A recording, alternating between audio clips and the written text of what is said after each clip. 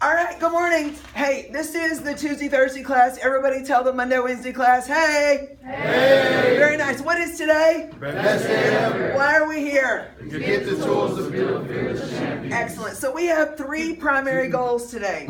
We are going to make the Monday, Wednesday class 3 quick videos about the phosphagen system, the glycolytic system, and the oxidative system. These are going to get us on track.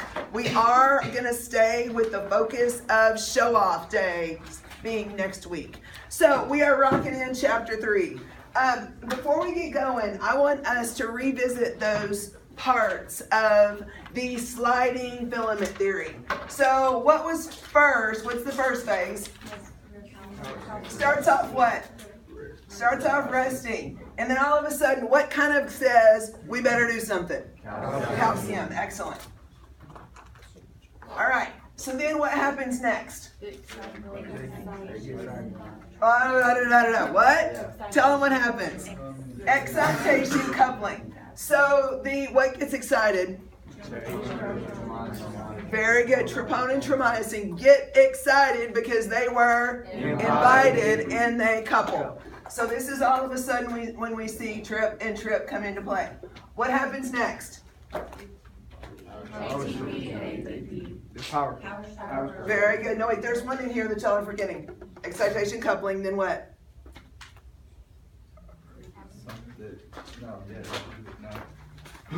Not yet. There's one more. They couple and then conquer.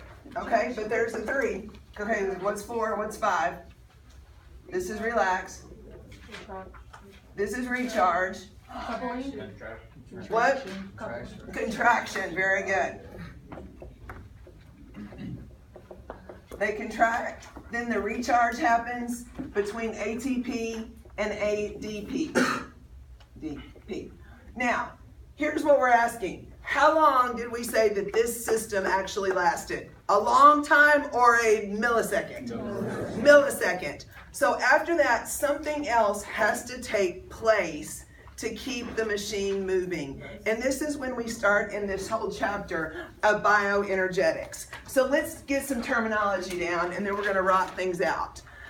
When we talk about metabolic specificity, we actually see that this is the kinds of exercise and training that's based on the transfer of energy. So go like this, transfer of energy. This is the transfer of energy through a working body. So if you'll remember, we always came in here and we drew a what? Drew a line. And what else would we say about the line? Don't cross the line. So after we see that we have stimulated twitch, which side lives on the right? Which kind? Type 2. Type 2. Excellent. See, I'm going to not be backwards today. Type 2 lives over here. What lives over here? Type 1. Type 1.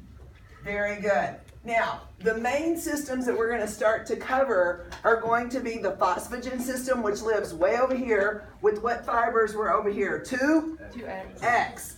The phosphagen system will live here. The glycolytic system will live here, and the oxidative system will live here. And we're going to write this entire story. Okay? A couple things I want you to know about. It talks about terminology from here. On page 44, if you're joining in here, we talk about the words anabolism and catabolism. Now, these are all reactions in our body that are going on that are either building up something or tearing down something. What is a catabolic reaction? Is it a buildup or a tear down? It's a tear down. So the cool thing is the process of digestion, let's say you eat food and it goes in your stomach and it goes into your intestines. Is that a catabolic reaction? Yes or no? Yes. You want this whole entire food particle to get broken up, take away the protein, take away the vitamins, take away the minerals, put them into work in your body. So eating is catabolic or anabolic? Tell them, what is it? Catabolic. Excellent. Now, here's a question. Once we go through that digestion process and we take this large substance and we break it down into these small ones, we want it to then create an anabolic reaction so that we can build muscle, so that we can load our glycogen stores, so that we can really start to see ourselves becoming stronger. If you ever get mixed up on catabolic or anabolic, ask yourself, do people ever say, hey, I want to take some catabolic steroids? People don't say that. People say they want to take what? Anabolic steroids. And we're going to talk about anabolic steroids because I'm going to have some interesting things that I bet will surprise you about steroids when we get to that point. I really just wanted you to know about anabolic and catabolic reactions in the body, because what we're going to see is every single time you have a fuel source, you end up with a byproduct. So let's just say you decide to build a fire, because you know we started a fire with the match analogy. If you all of a sudden built the entire campfire, the bonfire, what would you have at the end of that fire after you walked away? You'd have a pile of ashes. So when you burn something, you always end up with a byproduct. When you burn, you get a So today we're going to learn what you burn and what you end up getting for your body to help take care of that. So this is when we jump in and we start to talk about the different energy systems. Now, what I would do if I were you is, you need to recreate this entire chart in your notes. So build it with me. So we're going to see over here with our type 2X fibers. This is the phosphagen system. Now, as you start to see, the phosphagen system is highly dynamic. I want you to from the very beginning, I want you to look at a chart on page 54 with me. Jump over, jump over, jump over.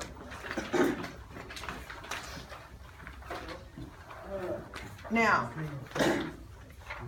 this chart on the left-hand side of your paper is going to be a really good bookmark for you to think about percentages of intensity in your exercise. And so when we see that the phosphagen system only lasts 0 to 6 seconds, boom, it's done. So if you do anything that is longer than 6 seconds, you are no longer primarily drawing fuel from the phosphagen system. It's like a firework. Bam! And it's over. That's all that it could do. Now let me ask you a question. What kind of people are you? Smart people. Did the sliding filament theory initiate the phosphagen system? Yes, it did. Remember, the sliding filament theory is what starts the entire process. So this is basically our nanosecond to 1 second, and then all of a sudden we pass off the baton to the phosphagen system, because we have to have a fuel source. So I've added something to my book on page 54. I actually put some percentages of intensity in each of those columns.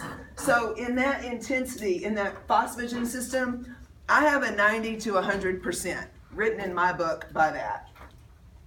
Then down there where we talk about the phosphagen and fast glycolysis, I have about 80 to 90% written there. And then down when we start to get between fast glycolysis and oxidative, I have 70 to 80. And then down where it primarily says oxidative, I've written a 70 there. Because what we need to understand is, although it has those time frames there, the energy system that you use is determined on intensity, not time. What's it determined on? Intensity. What's it determined? What? Intensity. I can't hear you. Intensity. It's all about intensity. So here's my thing. There might be someone that says,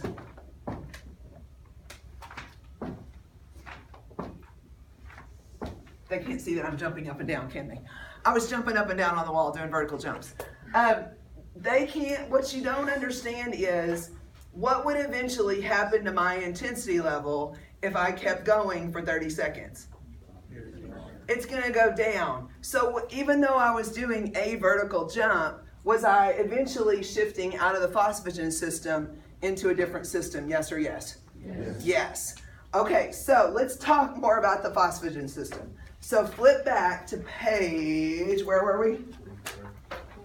Back on page 44, but I think we're actually ready to go over to page 46. So when we look at page 46, 10 minutes, okay, we're going to take a quick break, pause that.